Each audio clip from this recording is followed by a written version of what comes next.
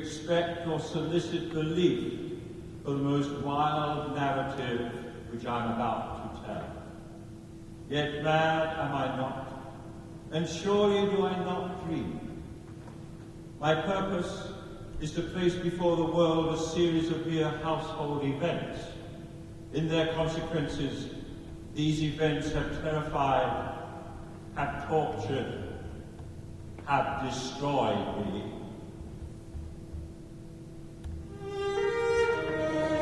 From my infancy, I was especially fond of animals. There is something in the unselfish and self-sacrificing love of a dog which goes directly to the heart of him, which has had frequent occasion to test the paltry friendship and gossamer fidelity of mere man. I married early. We had birds, goldfish, a fine dog, rabbits, a small monkey, and a cat.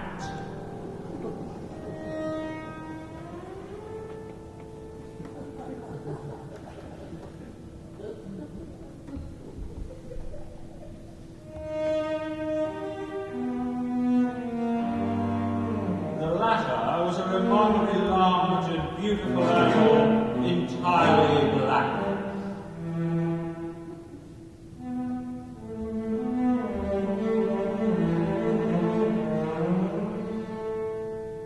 Pluto, this was the cat's name, was my favorite pet and playmate.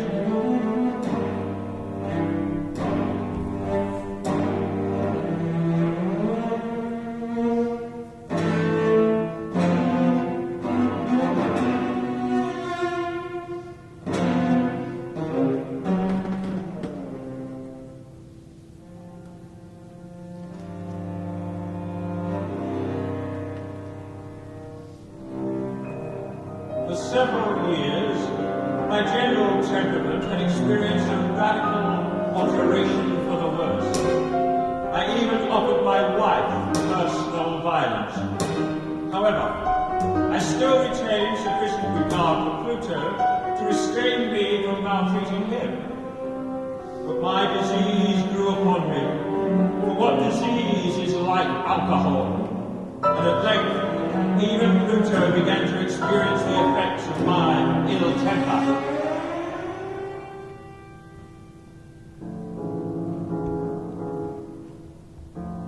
One night, returning home, much intoxicated, I fancied that the cat avoided my presence.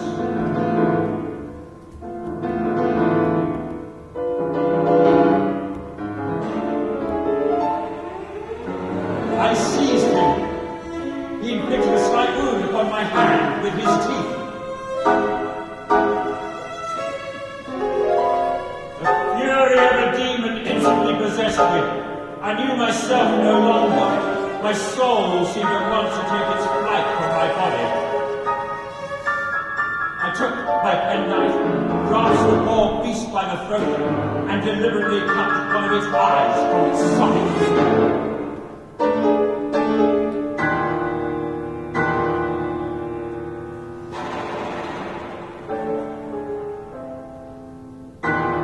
I blush, I burn,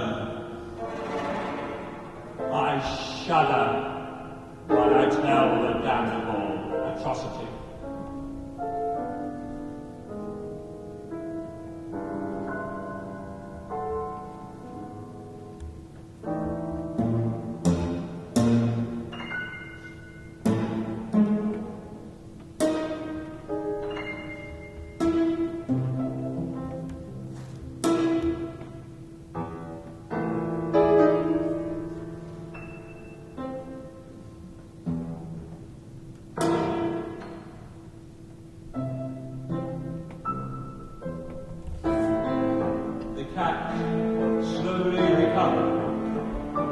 socket of the lost eye presented a frightful appearance, but he no longer appeared to suffer any pain.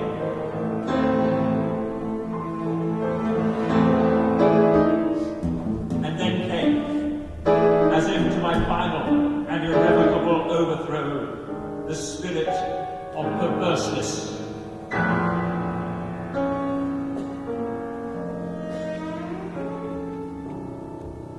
Of this spirit, philosophy takes no account. Who has not found himself committing a vile or a stupid action for no other reason than because he knows he should not?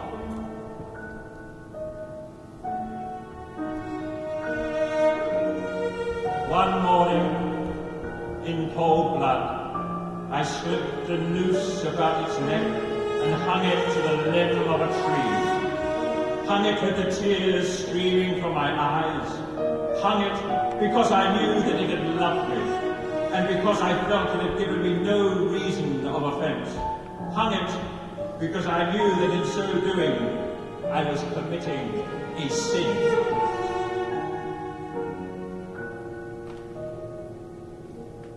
That night, I was aroused from sleep by the cry of fire. The whole house was blazing. It was with great difficulty that my wife and myself made our escape from the conflagration.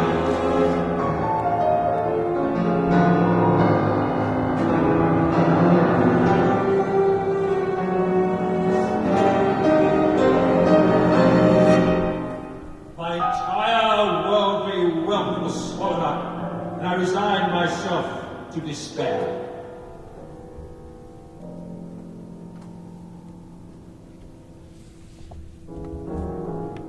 On the day succeeding the fire, I visited the ruins. The walls, with one exception, had fallen in. About this wall a dense crowd were collected. The words strange, singular, and other similar expressions excited my curiosity.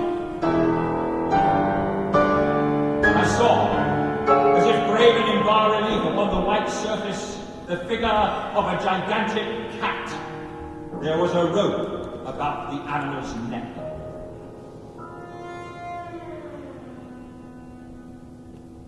It did not fail to make a deep impression upon my fancy. I went so far as to regret the loss of the animal, and to look about me for another pet of the same species and of somewhat similar appearance.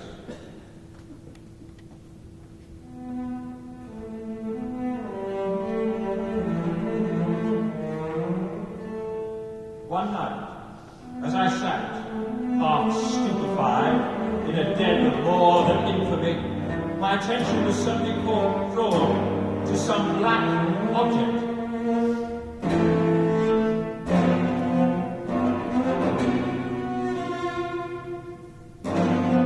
It was a black cat, fully as large as Pluto, and closely resembling him in every respect but one.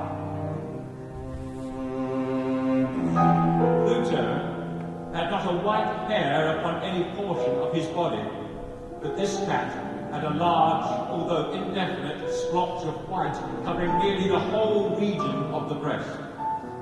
Upon my touching him, he immediately arose, purred loudly, and rubbed against my hand. When I prepared to go home, the animal evinced a disposition to accompany me. When it reached the house, it domesticated itself at once and became immediately a great favorite with my wife.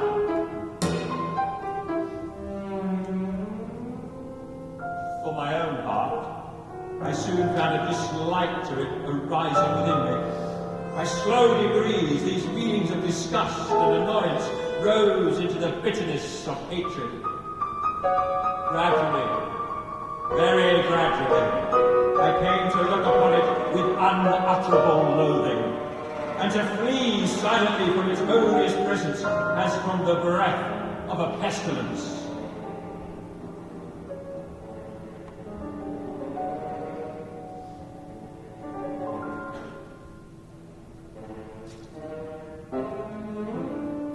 What added, no doubt, to my hatred of the beast was the discovery that, like Pluto, it also had been deprived of one of its eyes.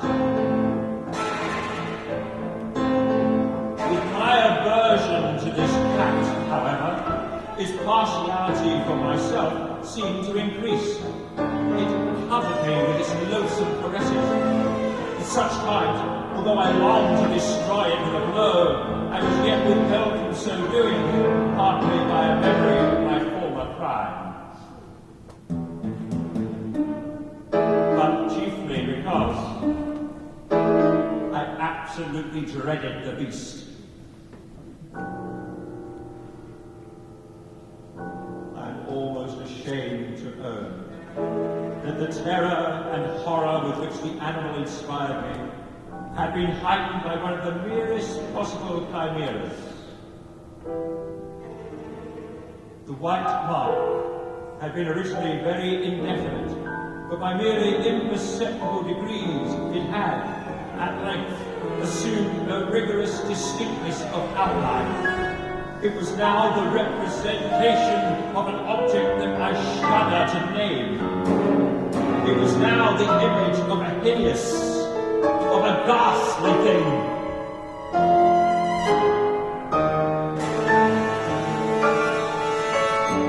Of the gallows. O mournful symbol of horror and of crime, of agony and of death.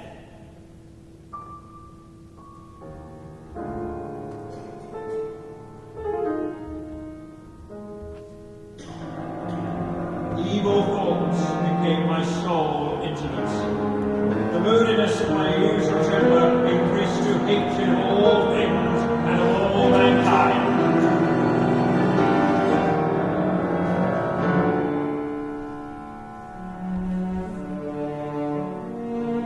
My uncomplaining wife, alas, was the most usual and the most patient of sufferers.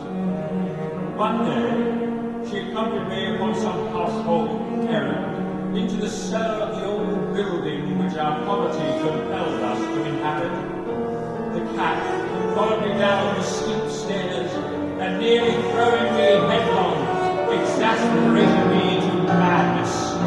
Uplifting an axe, I aimed a blow at the animal, but this blow was arrested by the hand of my wife. Goaded by the interference into a rage, I withdrew my arm from her grasp and buried the axe in her brain.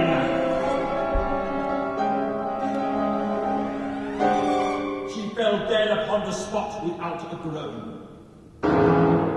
This hideous murder accomplished, I set myself to the task of concealing the body. I determined to wall it up in the cellar, as the monks of the Middle Ages are recorded to have walled up their victims. For a purpose such as this, the cellar was well adapted. I made no doubt that I could readily displace the bricks in one wall, insert the corpse, and wall the whole up as before, so that no eye could detect anything suspicious.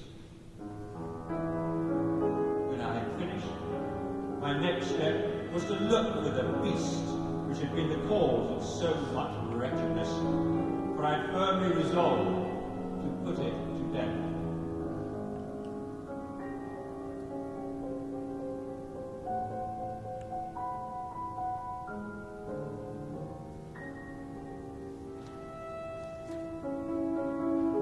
But it appeared that the crafty animal forbore to present itself.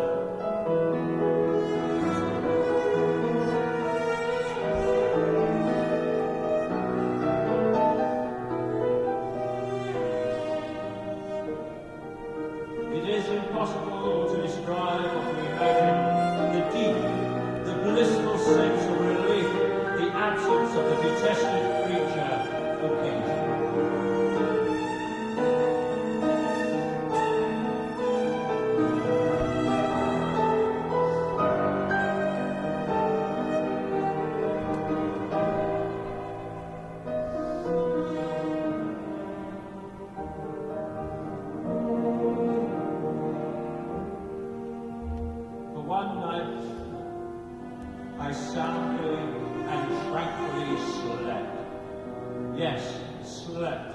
Even with the burden of murder upon my soul.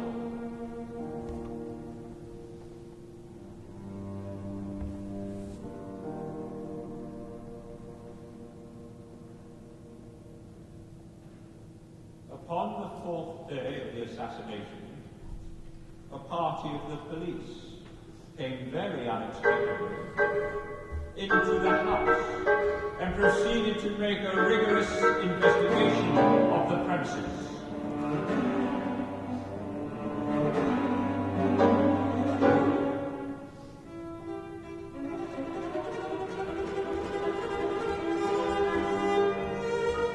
Secure, however, in the inscrutability of my place of concealment, I felt no embarrassment whatever. At length, they descended into the cellar. My heart beat hardly. The priests were thoroughly satisfied and prepared to depart.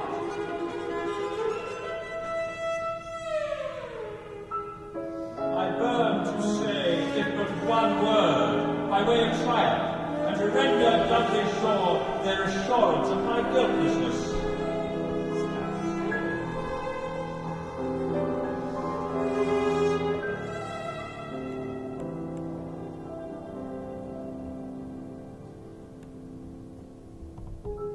Gentlemen, I said at last, as the party ascended the steps, I delight to have allayed your suspicions. By the by, gentlemen, this is a well-constructed house. I may say an excellently well-constructed house. These walls, are you going, gentlemen? These walls are solidly put together. And here, through the mere frenzy of bravado, I rapped terribly with a cane upon that very portion of the brickwork behind which stood the corpse of my wife.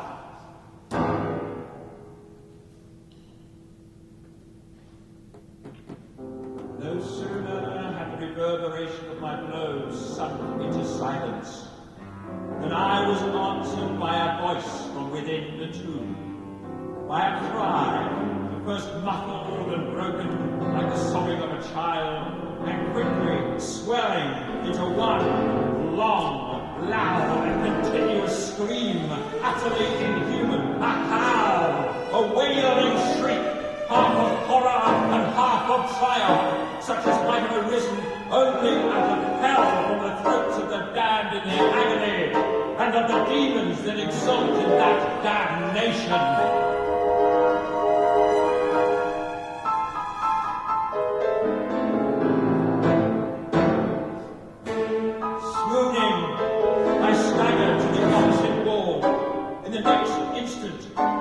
Stout arms were toiling at the wall.